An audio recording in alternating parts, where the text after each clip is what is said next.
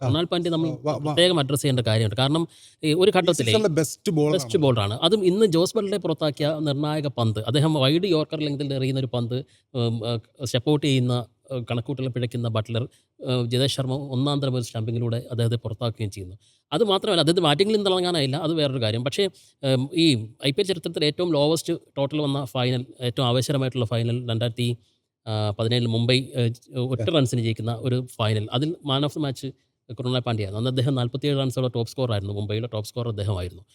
കഴിഞ്ഞ ഫൈനലിലും അഹമ്മദാബാദിൽ കൃണാൽ പാണ്ഡ്യയാണ് ഫൈനലിലെ പ്ലെയർ ഓഫ് ദി മാച്ച് എന്ന് പറഞ്ഞത്. ഇത്തവണ അദ്ദേഹം അതിലേക്ക് വന്നിട്ടില്ല എങ്കിൽ പോലും അദ്ദേഹം ആ നിർണായക വിക്കറ്റ് എടുക്കുന്നു എന്നുള്ളതാണ്. അപ്പോൾ കൃണാൽ പാണ്ഡ്യ പിന്നെ മാത്രവുമല്ല, പവർ പ്ലേയിൽ ആ 2 വിക്കറ്റുകൾ നഷ്ടമായതിനു ശേഷം റൺസ് ഉയർത്തേണ്ട ഘട്ടത്തിൽ എറിയപ്പെട്ട 31 ഡോട്ട് ബാളിൽ ഭൂരിഭാഗവും കൃണാൽ പാണ്ഡ്യയുടേതായിരുന്നു. ആ 2 ഓവറുകളാണ് അവരെ ഗുജറാത്തിനെ ഏറ്റവും സമ്മർദ്ദത്തിലാക്കുകയും റൺസ് വിട്ടുകൊടുക്കാതിരിക്കുക. അപ്പോൾ തീർച്ചയായിട്ടും അദ്ദേഹം പ്രകടനത്തിൽ അദ്ദേഹം അങ്ങനെ നോക്കുകയാണെങ്കിൽ ഒരു വിക്കറ്റേ ഉള്ളൂ, റൺസ് ഇല്ല, നേടിയിട്ടില്ല എങ്കിൽ പോലും തടയപ്പെട്ട ആ റൺസ്.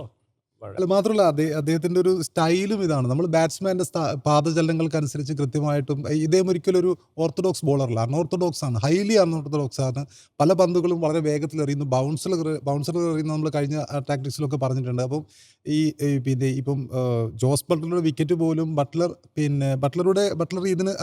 ബട്ട്ലർ നേരത്തെ ജഡ്ജ് ചെയ്തിട്ടുണ്ട്.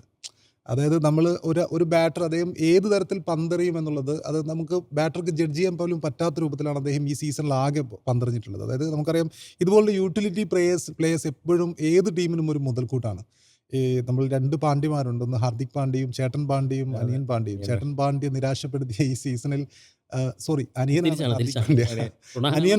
അനിയൻ പാണ്ഡ്യ നിരാശപ്പെടുത്തിയ ഈ സീസണിൽ കൃണാൽ ശരിക്കും RCBയുടെ ഒരു MVP എന്ന രീതിയിൽ തന്നെ മുന്നേറിയ സീസണാണ്. അതായത് ബാറ്റ് കൊണ്ടും ബോൾ കൊണ്ടൊക്കെ